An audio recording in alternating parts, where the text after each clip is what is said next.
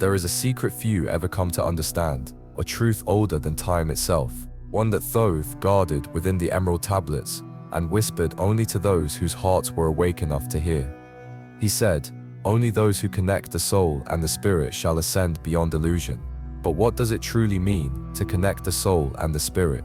Most people have forgotten there is even a difference. They speak of spirituality, but what they follow are echoes of the soul, fragments of who they once were, memories from countless lifetimes, lessons half learned and half remembered.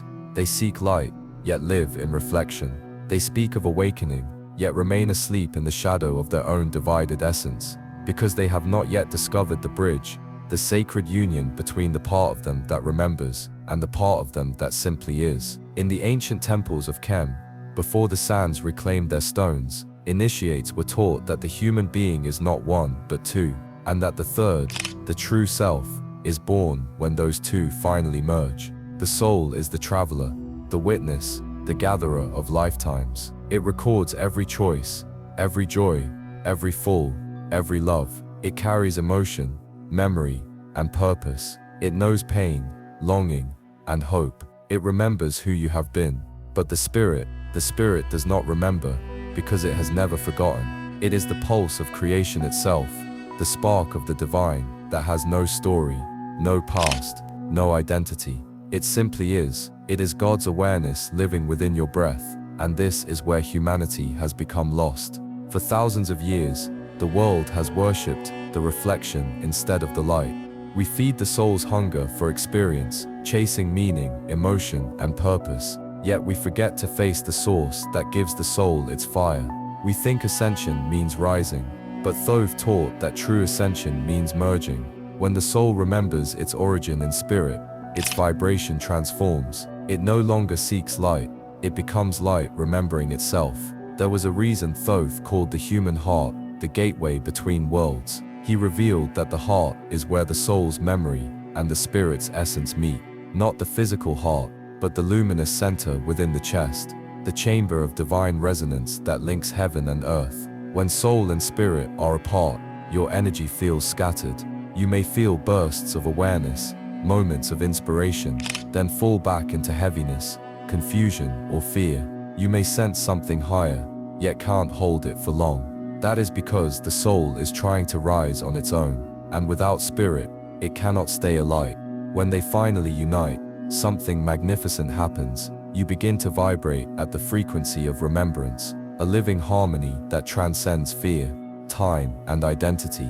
Your thoughts slow, your emotions purify, your energy becomes radiant and calm. You no longer chase alignment, you are alignment. Thoth called this the secret of the double flame, the eternal dance between the soul, which gathers, and the spirit, which gives. Their union births a third light, the vibration of true consciousness. It is this light that raises the human beyond the veil of sleep. It is this light that awakens gods within mortals. In every age, this secret was hidden in symbols. In Egypt, it was the winged sun, spirit above, soul below, man in between. In Atlantis, it was the bridge of light. In early Christianity, it was the union of the dove and the flame. Different names, one truth. Only when these two become one, does vibration rise beyond the third dimension of mind and emotion. So ask yourself, have you been living from your soul, or from your spirit? Do you act from memory, or from source? Do you pray for light, or do you remember that you are light? Thoth's voice still echoes across the ages, not as sound, but as frequency, a call to those ready to merge what was once divided. The soul without spirit wanders in circles, he said. The spirit without soul remains unseen, but together, they create the vibration that moves worlds. This is the secret the ancients lived and died to protect, a teaching not of faith, but of energy, not of worship, but of remembrance. Only those who connect the soul and the spirit will raise their vibration to the level of the gods. Only they will remember what it means to be light within light. Chapter 1. The Right and Left Hand of Power. Thoth once said, "Every hand holds a story. One creates, the other receives. One commands the outer world, the other speaks to the unseen. To the unwise, hands are mere tools of action. But to those who walk the path of awareness, they are sacred instruments, gateways between realms of energy. Your right and left hands are not simply opposites, they are two poles of one divine current flowing through you. The right hand is the hand of power, the sun within you. It projects energy outward, directs intention, and transforms thought into matter. When you write, build, or reach out to touch, you are not merely moving muscle and bone, you are extending your inner light into the physical world. The left hand, by contrast, is the hand of wisdom, the moon within you. It absorbs, listens, and gathers energy. It is the gateway through which intuition flows and divine whispers are heard. When you hold someone's hand in comfort, when you receive energy in meditation, or when you simply feel the vibration of the world around you, that is the left hand doing its sacred work. In the temples of ancient Kem, the priests of Thoth understood this truth so deeply that they trained their disciples to master both currents. A student would spend 7 days meditating only with the right hand extended, focusing on projection, manifestation, and the will to create. Then, for another 7 days, they would meditate with the left, learning to receive energy, surrender, and listen to divine guidance. By the 14th day, their energy fields were balanced, neither dominated by the masculine current of action, nor the feminine current of intuition. Only then would Thoth appear in vision and say, "Now your hands are no longer divided, they have become the wings of the same bird." But in today's world, that balance is lost. We live in the age of overextension, constantly giving, creating, yet rarely receiving or restoring. People pour energy out through the right hand, but never open the left to receive new life. Over time, this imbalance manifests as fatigue, confusion, or emotional emptiness. Energy must flow in both directions, just as the tides rise and fall or day gives way to night. When you wear a bracelet, ring, or talisman on either wrist, you amplify the current of that hand. A band on the right wrist magnifies your outward force, confidence, manifestation, communication. But wear too many, or wear them unconsciously, and your energy becomes aggressive, restless, and scattered. A bracelet on the left wrist strengthens your inner world, intuition, protection, empathy. Yet too much receptive energy can make you overly sensitive, absorbing emotions that aren't yours. The secret lies in knowing which side needs balance on any given day. Thoth's adepts would check this each morning. They would place both palms over the heart and ask silently, "Am I meant to give today, or to receive?" If they felt warmth flow toward the right hand, they would wear their bracelet on that side, stepping into the day as a giver, a doer, a transmitter of divine fire. If the warmth pulsed toward the left, they would wear it there, allowing life to teach them, guide them, and restore their spirit. Power and wisdom, action and surrender, these are not opposites but partners in the eternal dance. To wear a bracelet without awareness of this is to dance blindfolded with the universe. But when you understand the sacred polarity of your hands, you begin to live as Thoth intended, a being of balance, capable of creating worlds with one hand and receiving divine truth with the other. So before you adorn yourself tomorrow morning, pause for a moment, hold both hands before you, feel the pulse of life in your wrists, ask your spirit, which hand is ready to speak today?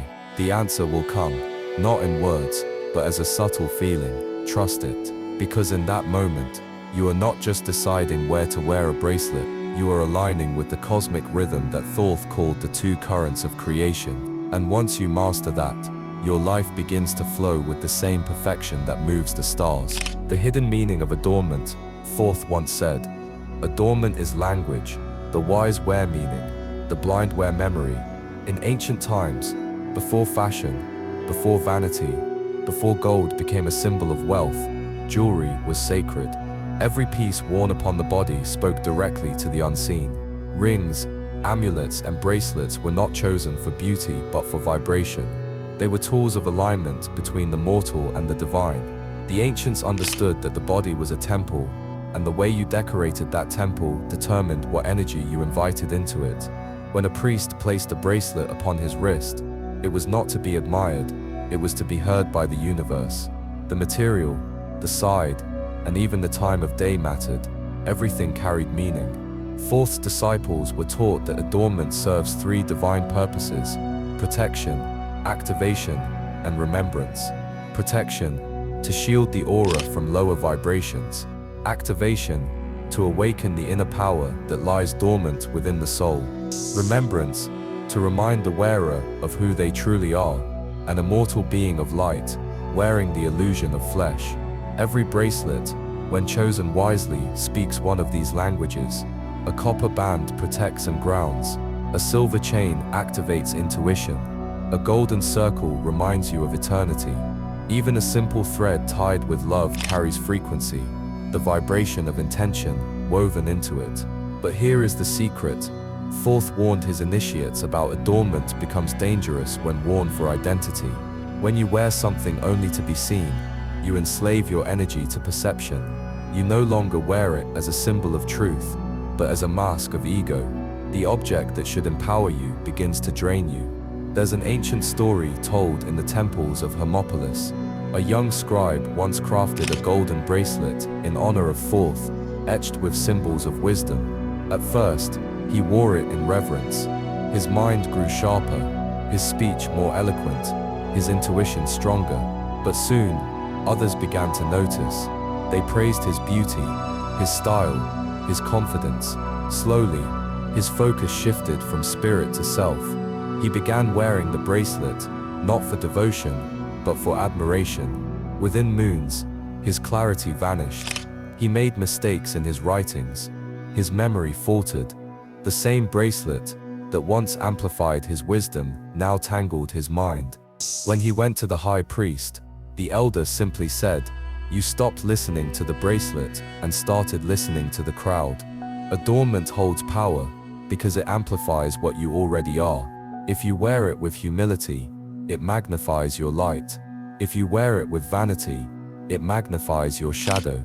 The universe only mirrors the intention behind the act. Thoth's wisdom reminds us that even the simplest object can become sacred when worn with awareness.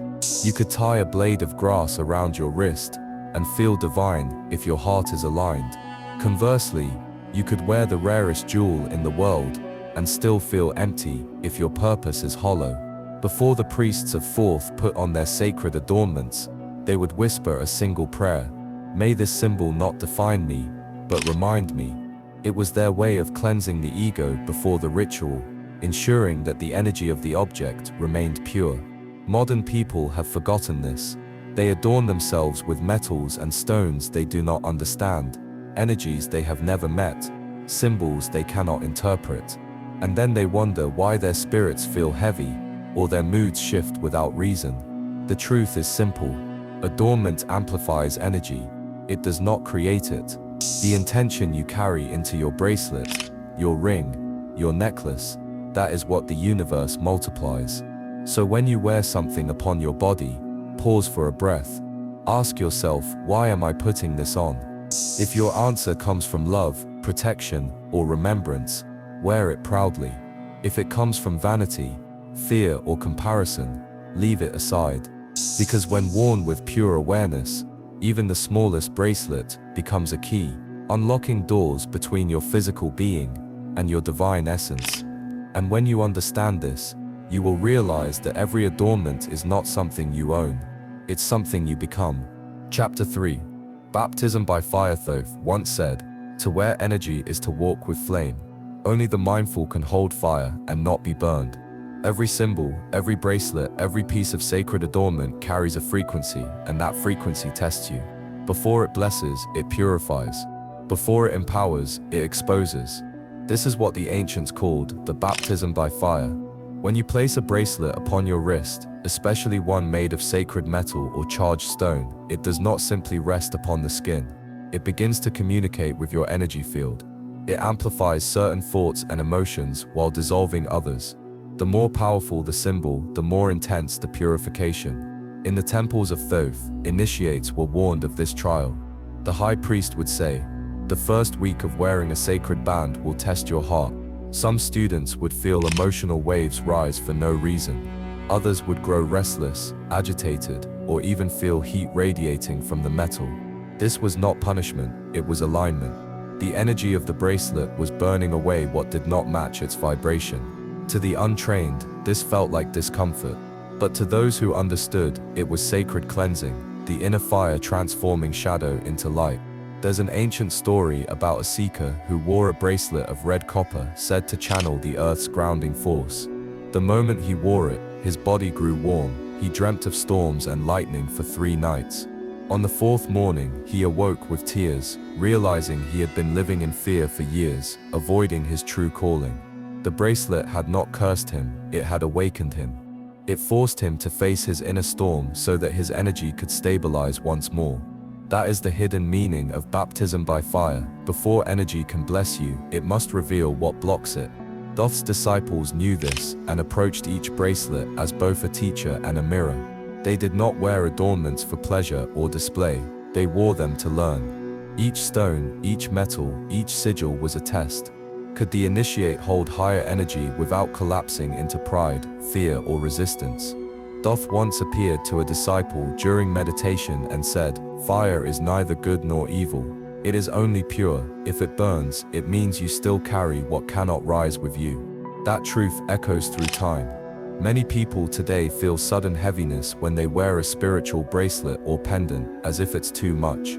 In truth, that discomfort means the energy is working. It's not rejecting you, it's teaching you. The energy is showing you what you still need to release. Every adornment blessed with true intention carries a spark of divine light. But fire cannot coexist with falsehood. The bracelet will quietly test your sincerity, it will amplify your inner world. If you wear it with ego, the ego will burn. If you wear it with humility, the light will grow. So when the cleansing begins, when emotions surface, when tension rises, when old memories stir, do not remove the bracelet in fear. Instead, breathe deeply and whisper Thoth's ancient mantra, "Let the fire teach me, let the light refine me." The purification will pass, and clarity will follow. You will notice your intuition sharpening, your mood stabilizing, your energy expanding. The bracelet will no longer feel heavy, it will feel alive. In truth, baptism by fire is not a punishment, it's an initiation. It's the moment the material object becomes spiritual, and the wearer becomes worthy of its energy. Thoth's words remain eternal. You cannot master fire by running from it. You master it by standing within its light, unafraid. So when you wear something sacred and life begins to shift, do not panic. The flames that surround you are not meant to destroy you, they are meant to purify you. And once that purification is complete, you will find yourself reborn, not as one who wears a bracelet, but as one who embodies its power. Chapter 4. The Bracelet of Intention. When Thoth spoke of bracelets, he never referred to mere jewelry. He was speaking about intention, the silent force that shapes the vibration of every object you touch and every symbol you wear. The bracelet, he said, is not what holds power. It is the intention that you weave into it that decides whether it heals or harms, aligns or corrupts. In the temples of Chem, the initiates were never allowed to wear anything on their wrists until they had mastered their thoughts. Why? Because the hands are extensions of the mind. What you do with your hands reveals what you think in secret.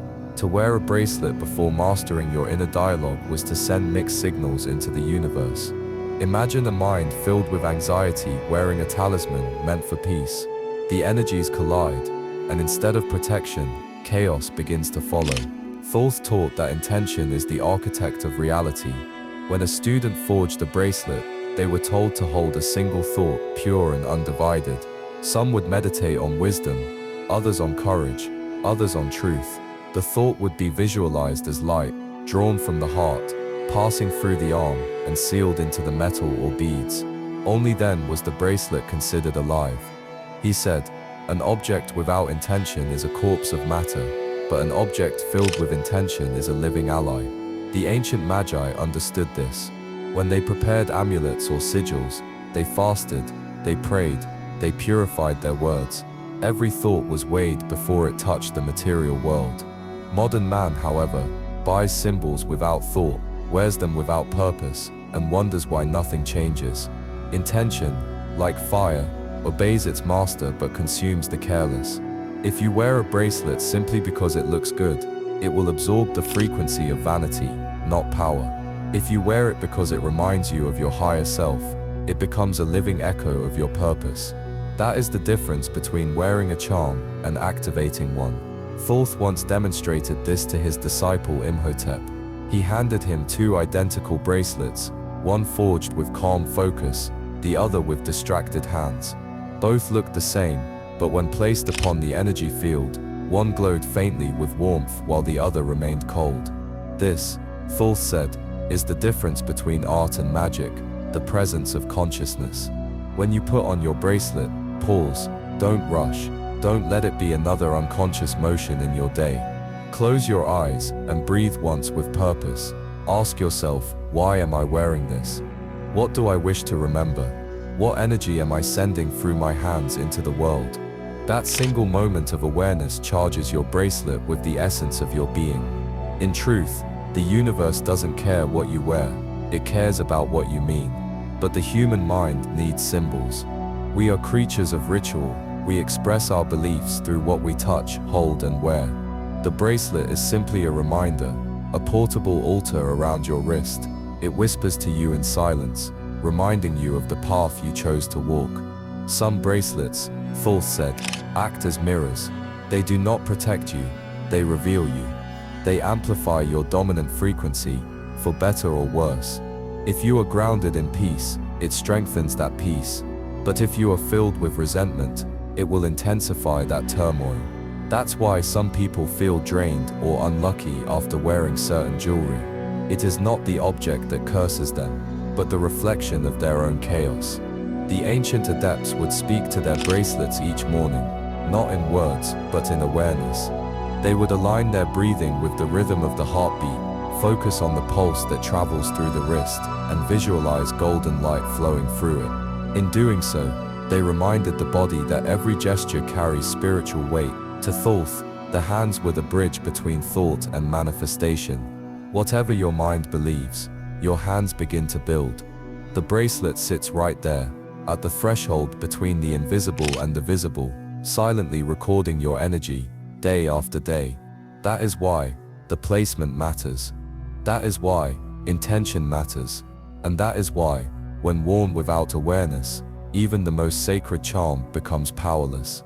So before you wear yours again, remember this: a bracelet is not decoration, it is declaration. It tells the world what frequency you are tuned to. Whether you wear it on the right hand of action or the left hand of perception, its strength will always depend on one thing: the clarity of your intention. And Thoth concluded, when the heart speaks and the hand obeys, even a thread of string becomes divine. Thoth once said, the smallest circle can hold the greatest power if the soul that wears it understands why. And perhaps that's the lesson you were meant to hear today. The bracelet on your wrist is not just an ornament, it's a compass. A subtle reminder of the path you walk, the energy you give, and the frequency you allow to flow through your life. In this world of noise and distraction, people often forget that symbols are the language of the subconscious. What you wear, what you surround yourself with, it all speaks to your spirit. Whether you realize it or not, you are constantly programming your reality through these silent choices. Thoth understood this long before science or psychology existed.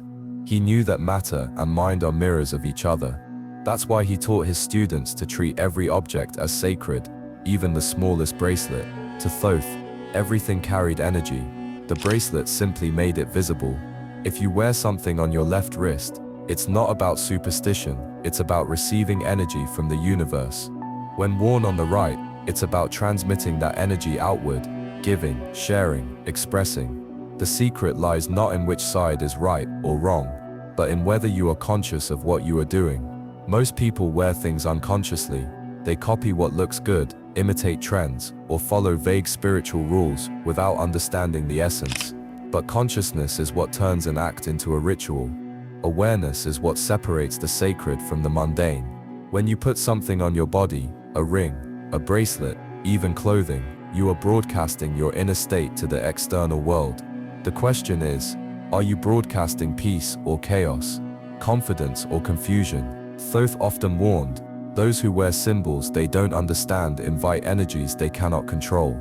It wasn't a threat, it was wisdom. He knew that every thought, every gesture, every symbol was part of the great network of cause and effect. When you begin to wear things with awareness, You start aligning with this invisible architecture. You move from reacting to life, to creating it. The hidden secret, then, is this. The bracelet doesn't change your destiny. It reflects it. It mirrors who you already are. When you wear it on the wrong side, the side that doesn't align with your current energy or intention, you're not being punished by the universe. You're simply out of sync. The energy becomes blocked, scattered, or reversed. You begin to feel unrest without knowing why. But when you align your intention, when your heart, mind, and action move as one, even a simple bracelet becomes a symbol of power. You feel centered, grounded. You start noticing synchronicities. Conversations align. Opportunities appear. Life feels lighter, as though something within you finally clicked into place. That's not magic. That's awareness at work. Thoth wanted humanity to remember that power doesn't come from outside charms or ancient rituals. It comes from the soul that remembers. When you understand why you do what you do, everything becomes sacred. Even the act of putting on a bracelet becomes a meditation, a daily prayer without words. So the next time you wear yours, don't do it mechanically. Pause, breathe, let your intention settle. Feel the pulse under your skin, the rhythm of life flowing through your veins. Realize that your hands are gateways, and what they touch becomes part of your frequency.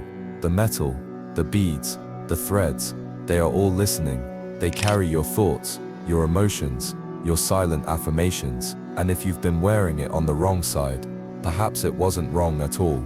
Perhaps it was part of your lesson, a way for the universe to show you that awareness matters more than direction. The goal is not perfection, but balance. The moment you become aware, the imbalance corrects itself. Thoth's final teaching on this matter was simple yet profound. Objects hold no power until you awaken the power within yourself. That is the true secret behind every talisman, every charm, every sacred symbol. You are the source. The bracelet is merely the echo. So whether your wrist is bare or adorned, let your awareness be your true ornament, because when the mind is clear and the heart is aligned, every action, even the smallest, becomes divine. Now, as you remove or wear your bracelet again, do it with reverence. Whisper your intention. Remember what you are calling into your life, because in the end, it was never about the bracelet itself. It was about what it awakened in you. And maybe, just maybe, Thoth was never warning you about wearing it on the wrong side. He was reminding you to live on the right frequency.